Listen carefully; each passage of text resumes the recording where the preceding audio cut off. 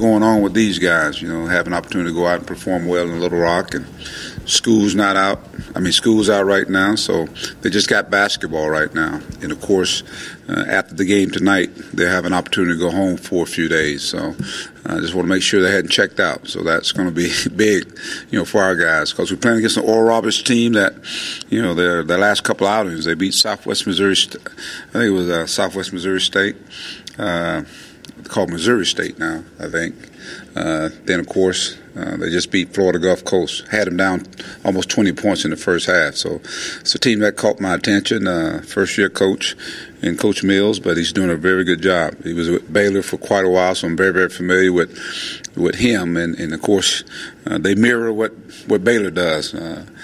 Got some big guys, size guys, orange, play inside. A kid by the name of White, I think he's had like maybe 3 or 4 double-doubles. So it's a team with size.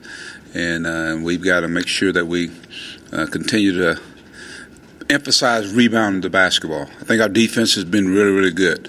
But the last part of defense is rebound the basketball. So it's something we got to continue to do and continue to develop our bench. I think our bench has been the biggest difference in how we're playing at this point in time. And we just got to continue to develop our bench.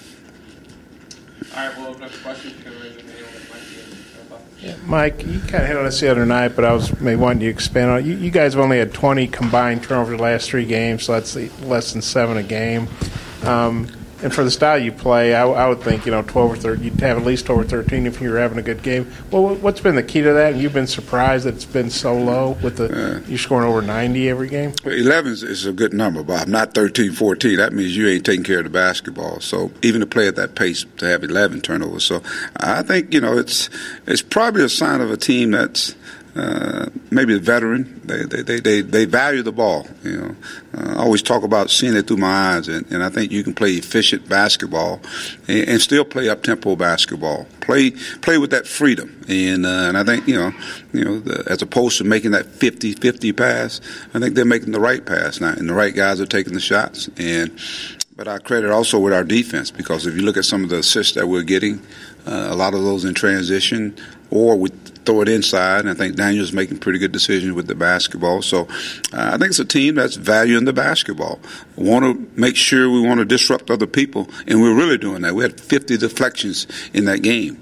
And I think the guy that the other night, and you wouldn't know it because he wasn't scoring, was our leading scorer, Barford. I mean, he had 8 to 10 deflections in that game. So that tells me now guys are playing the game from a defensive mindset, and then, of course, offensively, they're taking pride in taking care of the basketball. You have three senior guards as your primary ball handlers, and especially Barford, he had like one more assist than turnover last year. This year it's like 2-to-1. Macon's 2-to-1. All those guys are 2-to-1. They're your primary ball handlers. How big is that? What's been the key to Barford and Macon, but especially Barford, having such a good assist to turnover? I just think it's next level. It's dialed in for the next level.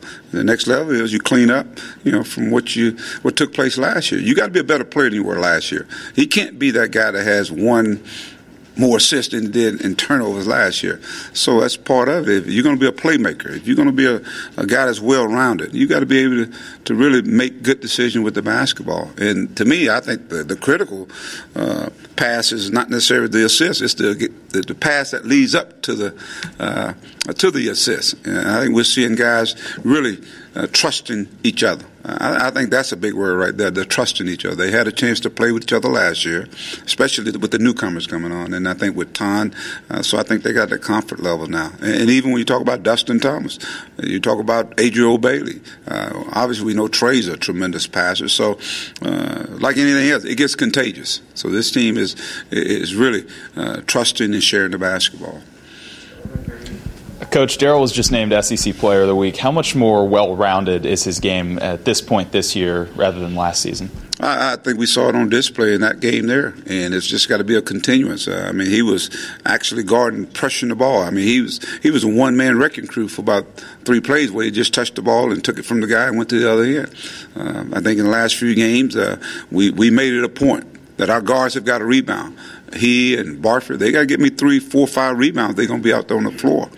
Barford had 7 in that game. So again, that's just to me, that's just getting familiar with what we're doing. The first year you come in and you were the do-it-all kind of guy. Now you're playing with guys just as good as you, and well, I guess in Daryl's mind, he's better than anybody. But you're playing with good players, other good players, and so you got to trust them, and they trust you. And so I think that's what we're seeing now. He's learned how to assimilate himself into a team, a true team, a team that hopefully will be one of the better teams in the country when it's all said and done. How do you feel Bailey has responded, because he was a starter, and then how you feel he's done coming off the bench? I thought he's done well. I thought the last game in particular, I thought that was probably one of his best games in a Razorback uniform. I thought he was so active. And I don't know if he played with a lot of confidence. I thought he played angry.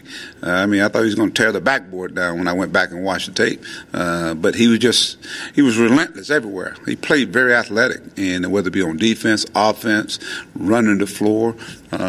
So the minutes he played were efficient minutes. So hopefully that's the age we're going to see from here on out, because that makes our bench that much more dangerous when you got a guy like him coming out and playing efficient basketball.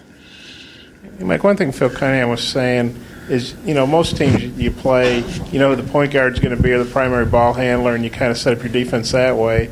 He said one of the reasons they played you guys zone was because they didn't know, because you basically have 3 point guards on the floor because you didn't bound any of those guys, and they bring it up. How tough a matchup, and how do you think that helps limit the turnovers when you have that many ball handlers? Oh, if you got, just think about it, if you got those 3 guards and Trey out there. Trey's like a point guard too, and you got multiple guys that can handle the basketball and make good decisions, get us into our offense. I think it puts a lot of pressure on the defense, and so now you can't worry about just making in Barford. You got to worry about those other guys, and I think that's what we're starting to see. We're starting to see more and more guys that are really stepping up they're stepping up defensively, but I think offensively also they're showing that they're capable of scoring too. Let's say you get 8-9 points from Adriel Bailey.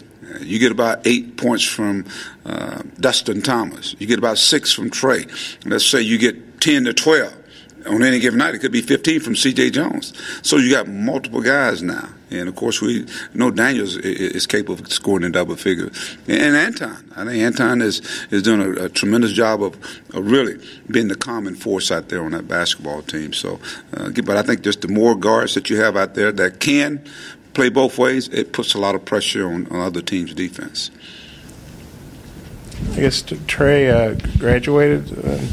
He's got the patch now. He's actually got the patch on now. So he already had graduated, and so now he's officially one of the SEC graduates with the patches on, and you'll see him with it on. I think that's a tremendous honor, to have a whole another year to play, and you've already got your degree, and you're working on second degree, you're working on classes, that you go towards your master's. And of course, Willie Kawasi the other day, he finished up his coursework, in terms of getting his master's. So kudos to those guys. Did Kawasi come back here and go through graduation? Yes, he did. He did. While we were playing, he was graduating. Yes, sure did. That's the first kid that graduate transfer I ever brought in here, and that's to me a tremendous story. He actually got it, because a lot of guys they do the graduate transfer, but they do it for basketball, and you would think it was just for basketball for him as a 7-footer, but he went and played professional for a while, but he was still working on his classes, and so now he's got his master's, and I'm so proud of him. That's a big time. I think big recruiting advantage. I think for us, he didn't just come here as a graduate. He got his master's, and that's big. Just with the game on the 27th and then the SEC opener, how much time can you give these guys off for Christmas after? I try not to be a total Scrooge, Nate, but they'll get a few days off there, the 19th, and they'll come back here on the 23rd, and we'll work our way up. So they'll be practicing on Christmas. I'll feed them, but we'll practice probably twice on Christmas. Do some out at your house or something that day? Yeah. Oh yeah. We'll put a spread, Bob. Okay. We'll give them a good spread. Yeah. It'll be like at home. Twice on Christmas? Possibly twice on Christmas. Yes.